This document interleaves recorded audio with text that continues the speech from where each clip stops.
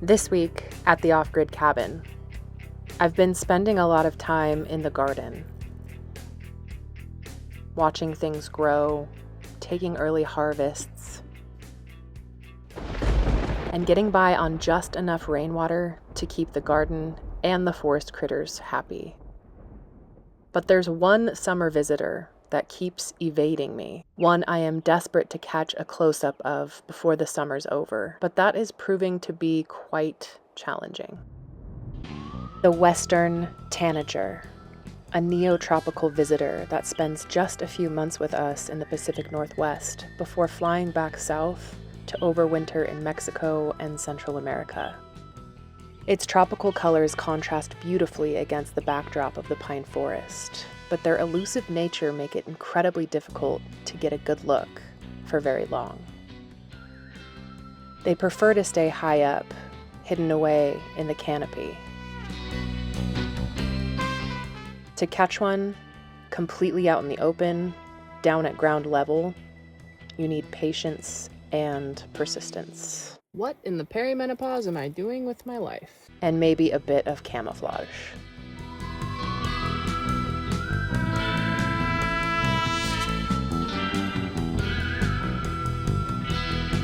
As much as I'd like to sit in the woods looking for birds all day, I'm growing food, and that takes work. I've opted for some all-natural tomato supports. The tomatoes are growing really fast and have started flowering, so if I don't finish these stick supports soon, I'll be sorry. But with my stealth camera set up on the watering hole, maybe I'll catch a tanager while I'm working. The first bird cam visitor is a baby nuthatch, trying to figure out how to drink out of this bowl.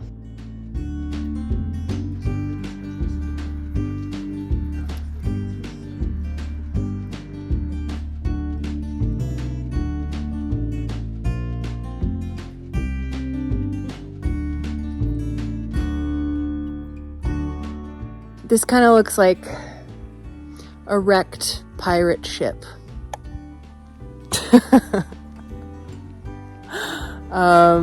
It didn't really turn out looking the way I envisioned. But at the end of the day, its purpose is practical and it will support the tomatoes. So I'm certainly not going to redo it. This garden is already producing more kale than I can keep up with, but it's been so nice to have for light summer dinners.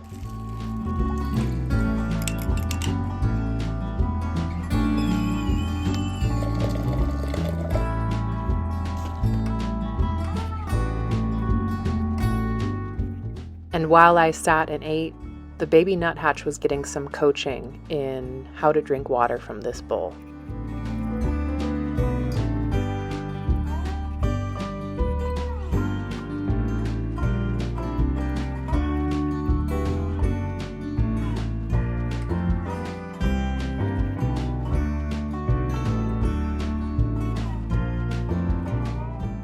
And a scolding.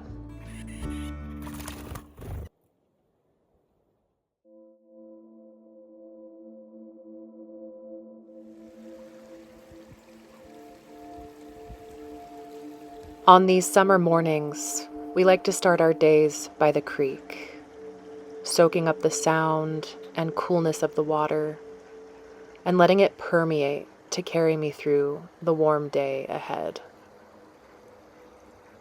It's a perfect start to a day full of off-grid chores and tending the garden.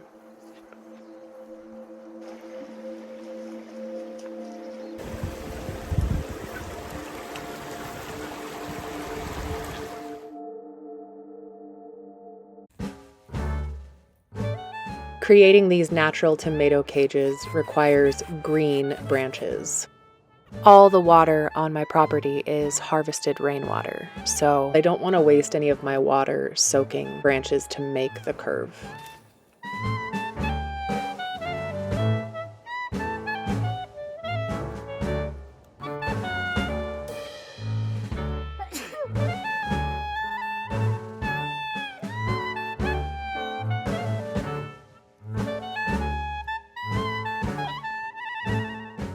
Green branches have the flexibility I need to create an arch over the garden mounds. This baby nuthatch still has yet to take one sip of water. And on my way back to the garden, I spotted one.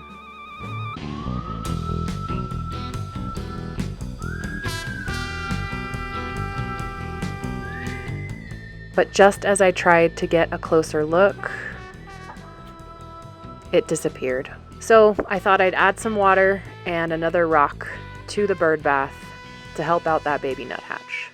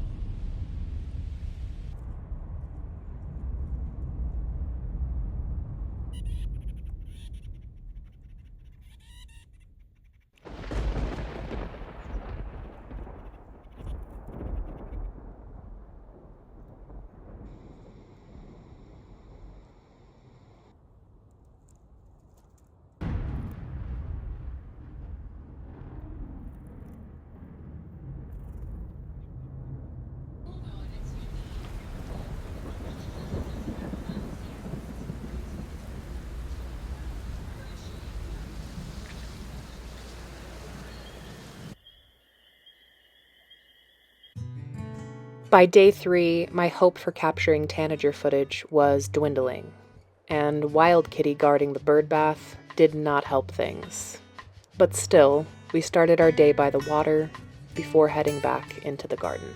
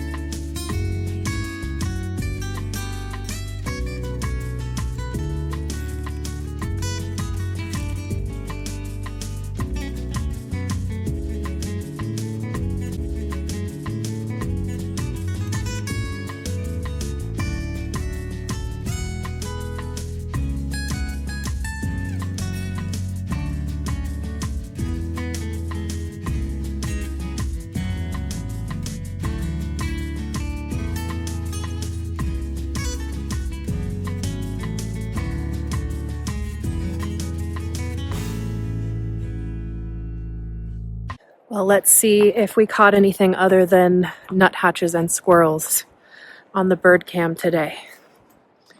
Maybe third day's the charm.